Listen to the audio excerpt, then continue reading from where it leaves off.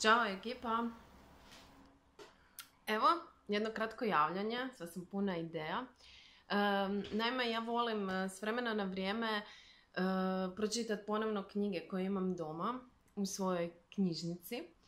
I tako mi sad pod ruke došla knjiga od Ane Bučević u Vortexu, Ostvarenih želja. I čitajući, super me podsjetila da dugo nisam pričala o fokusu i o tome, o jednostavnom fokusu. Naime, ja ne znam kako vi, ali ja sam odrasla u Zagrebu i iskreno sve ruže, više manje, s kojima sam bila u doticaju, nisu imala apsolutno nikakav miris. I tu na Vrbanima, tako šetajući svaki dan s klincima lijevo desno, pratimo razvoj tih ruža u jednom vrtu, pa u drugom vrtu, pa u trećem vrtu. I nekako, sasvim bez veze, smo Viktorija i ja, moja kćer i ja, počele mirišati svaki dan ruže. I na početku te ruže uopće nisu imale nikakav miris, da bi došlo do trenutka da koju god ružu primim u ruku i pomirišim, ona fantastično miriši.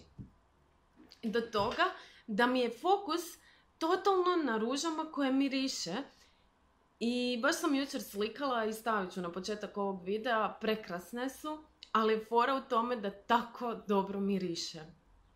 A ja vam nažalost ne mogu prenijeti sa mobitelom njihov miris.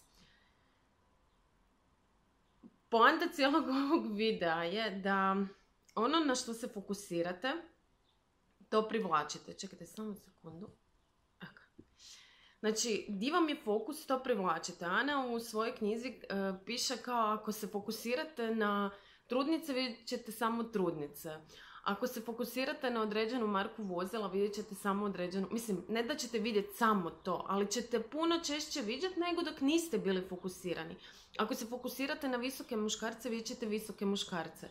Ako se fokusirate na zgodne žene, vidjet ćete zgodne žene. Znači, to je poanta cijele priče sa fokusom. Ono na što si fokusiran, to doživljavaš. Ako si fokusiran na to da nemaš love, nećeš imati love. Ako si fokusiran na to da, ne znam, kad odeš u dućan ti ovak nađeš cipale i uvijek si kupiš super cipale, tebi će se to dešavati. Ne znam, kod mene je situacija takva da ja praktički odem u jedan dućan i u jednom dućanu kupim sve što želim i jako sam zadovoljna sa svojom robom.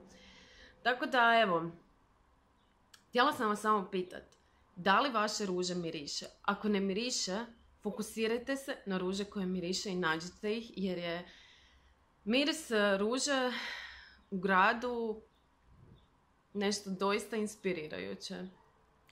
Evo, to je bilo ukratko.